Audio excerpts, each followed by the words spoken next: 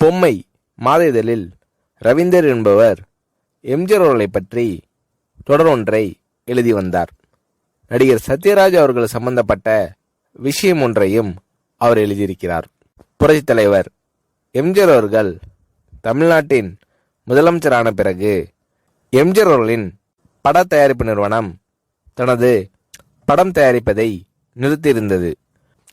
மீண்டும் படம் தயாரிக்க வேண்டும் என்று முடிவு செய்த பிறகு தயாரிக்கும் கதையில் இன்ஸ்பெக்டர் வேடத்துக்கு சத்யராஜ் அவர்களை நடிக்க வைக்கலாம் என்று எம்ஜிஆர் அவர்கள் அபிப்பிராயம் தெரிவித்தார். ஜல்லிக்கட்டு படத்தின் வெற்றி விழாவிற்கு புரட்சியாளர் எம்ஜிஆர் அவர்களை அழைப்பதற்காக சத்யராஜ் அவர்களும் அவருடன் சித்ரா லக்ஷ்மணன், ராமு ஆகியோரும் எம்ஜிஆர் அவர்களின் இல்லத்திற்கு சென்றிருந்தார்கள். புரட்சி தலைவர் எம்ஜிஆர் அவர்கள் உடற்பயிற்சி செய்த கர்லா கட்டையை அப்போதுதான் சத்யராஜுக்கு பரிசளித்தார்.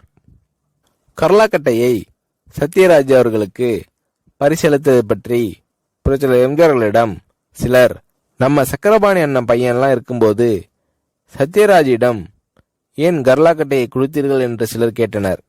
அதற்கு புரட்சியாளர் எம்ஜிஆர் அவர்கள், யார் யாருக்கிட்ட கொடுத்தா வேலை நடக்கும்னு எனக்கு தெரியும் என்று கூறினார். பிறகு இதை பற்றி கேள்விப்பட்ட நடிகர் சத்யராஜ் அவர்கள், நாம இல்லாத போது நம்மை பற்றி பேசுவது பெரிய விஷயம், நான் இல்லாத போது எம்ஜிஆர் அவர்கள் ஞாபகத்தில் நான் இருந்திருக்கிறேன் என்பது பெரிய விஷயம் இல்லையா என்று நடிகர் சத்யராஜ் அவர்கள் நெகிழ்ந்து போனார்.